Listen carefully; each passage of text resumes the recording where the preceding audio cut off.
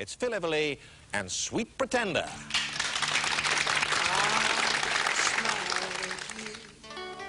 You smiled at me too, and I thought your eyes were telling me what you wanted me to do. So I said hello, I let my feelings show, but you only laughed, and now I just don't know. Oh, sweet pretender, will you surrender? Are you teasing me? Will our love ever be sweet pretender?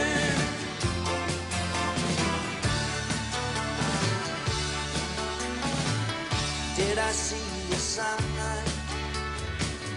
that you might be mine, that our romance might have a chance if we only had some time? I want you to stay, please don't walk away. Smile again and let love find a way. Oh, sweet pretender, will you surrender?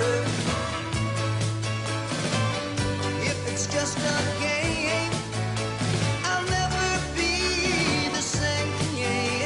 Sweet pretender, sweet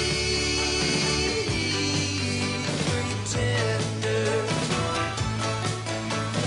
will you surrender? Are you teasing me?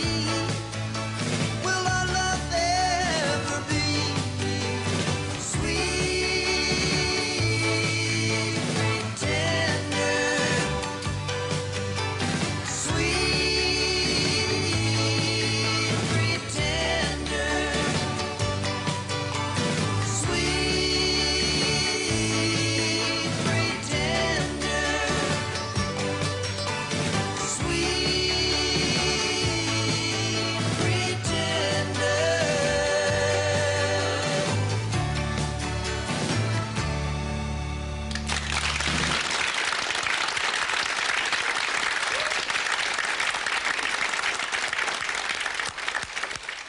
As the Everly Brothers, they had 13 top 10 hits, including songs like Kathy's Clown and Bye Bye Love. And recently, he was there with Cliff Richard. She Means Nothing to Me. His records mean something to all of us. Will you welcome Phil Everly?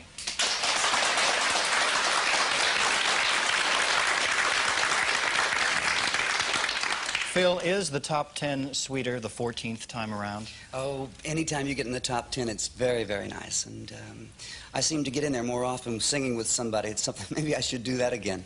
Well, it does ask a special question. Do you think your voice is one which goes best in duets? It could be. It's with a high voice like mine, you know, I've always, when I call down to room service, it's always, thank you, ma'am, you know. And so maybe it does, but it's fun to sing solo, too, but it seems to work very well for me anyhow. I think a tremendous amount of Cliff's fans came out and supported us this last time, you know, when I got in. Well, that song and your wonderful solo record, Louise, which was a chart record last year, are from your new album, on which you're backed by some of Britain's top instrumentalists of today, such as Mark Knopfler, the peerless guitarist from Dire Straits. What's the difference between recording with people like that and the people in the late 50s? Well, although I recorded with Chet Atkins, you know, who's a grand guitar player, and I think that you have to put Mark Knopfler in that vein. He is uniquely talented. He plays a very unique style. He uses his thumb and his fingers, which is, I've never seen the same. And then you add one other ingredient, which is choices, and his musical choices are so unique. And we had Pete Wingfield, you know, too, who can play anything, anytime. It was in between like cutting of each cut, he would do a variation on the theme, and he could do something, any given thing. Wonderful, wonderful thing. Yes. Really was. Have you enjoyed your career as a soloist as much as it was when you were with your brother? Well, I don't really, since Don and I, it's been 10 years when Don and I stopped, and I don't really overwork anymore. I don't travel and tour as such. I mean, even though I'm traveling here, but I do some recording and some television, but that's about all. So I've had more of a time to be at home, which I've enjoyed tremendously, and I think that was the most important aspect that we got out of that. We kind of came in off the road. People think, oh, how terrible for brothers to split, but of course so few have been brothers who have split. What was it like? Was it worse than leaving a business partner? Well, it's a family situation, it's more of that. But when we closed that down, I think a lot of people were very disappointed, because no one likes to see any sort of rift inside a family, although that if anyone has a brother or anyone has a sister, there's always the potential of that. But Don and I toured many, many years, and the rift is really exaggerated largely. It was just a matter of a series of 1,000 different things, and when we finally finished it up. But this year we're fixing to have a reunion concert this year, and it's going to be done here in England, and I'm really looking forward. It's going to be a lot of fun. Would it be something for which you think there's an artistic reason as well as a financial incentive? Well, there is to me. Singing, I feel very proud of the work that Don and I did, and I'd like to know if it's like being kind of an ex-fighter. You want to know if you still got it, and you really would like to know in that way. But it's fun to sing. It's very, the uniqueness of brothers singing together is very special. Their blend is good, but it's going to be an interesting thing to me. I can hardly wait to hear the first couple of notes in rehearsal. It's going to be interesting. And interesting to all of us, I'm sure, as well, who would hope to see it. The Beatles and the Hollies in this country, of course, in the early 60s, were giving you and your brother credit for teaching them stuff about harmonies. Did you always feel that this was a special market for you? We've always had a very good feeling about the English, and the one thing about it is if you were doing extremely good work, they said so, and if you did an extremely bad piece of work, they also said so. So you always got a fair count here, I thought, and I never minded that, so I always had a special feeling about it.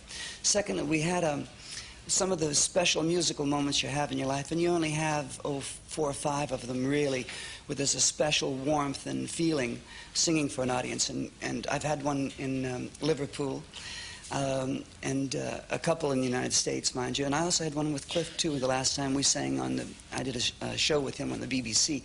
So I've always had some of the special times have been in my life here. We're going to play at most likely at the Royal Albert Hall, because we did a show there with our father. And that was a very special moment 2 years ago. Yes, and of course your father, you started on your parents' radio show. Yes, we did, yeah, when I was a little boy. We started working regularly when I was about 10. But we did an early morning radio show before school every day. It went on for years and years and years. You've been charting in the States recently in the country charts, and you were credited with the Everly Brothers as fusing country and rock. Well, how did you see yourself? Were you a country act or not? Well, we were raised in a country music situation, and in the times when live radio was such, and that we did a country music show, and we finished off with a gospel song at the end, that kind of traditional country song. Well, Phil, would you be so kind as to do one more number for us? I'd love to. It'd be a pleasure. Great. Well, while he's getting ready to do that, may I tell you about tomorrow's program, in which we're going to be looking at Britain's answer to Hollywood, Elstree Studios. Peter Seabrook will be looking at what it will be like to spend your bank holiday in the weekend. And the music tomorrow will come from Christopher Cross. But for now, the song is from Phil Everly, God Bless Older Ladies.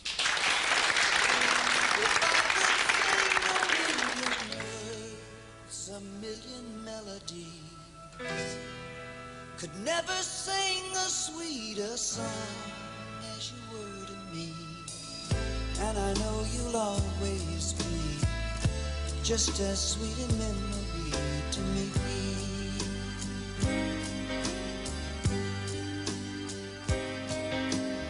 When have you ever been sure as you were then it was love when you gave in? The bedroom was the car.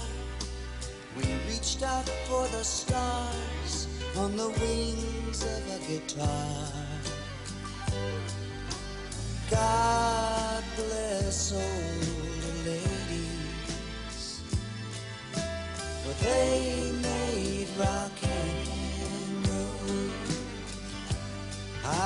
say God bless old ladies, for they made rock and roll.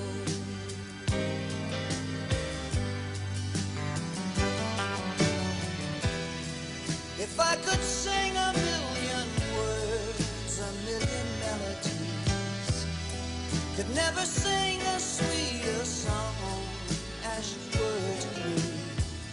And I know you'll always be just as sweet a memory to me.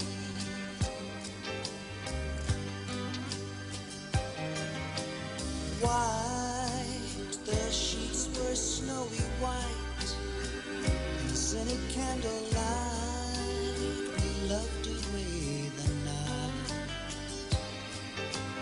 Time, I recall the time Rothschild made the wine, Byron wrote the lines. God bless old ladies, for they made rock and roll. I say God bless old ladies, for they made rock and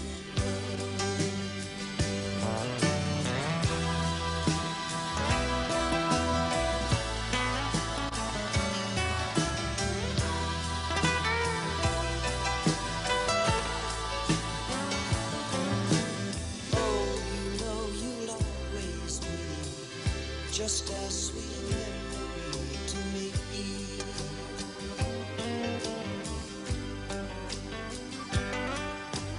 God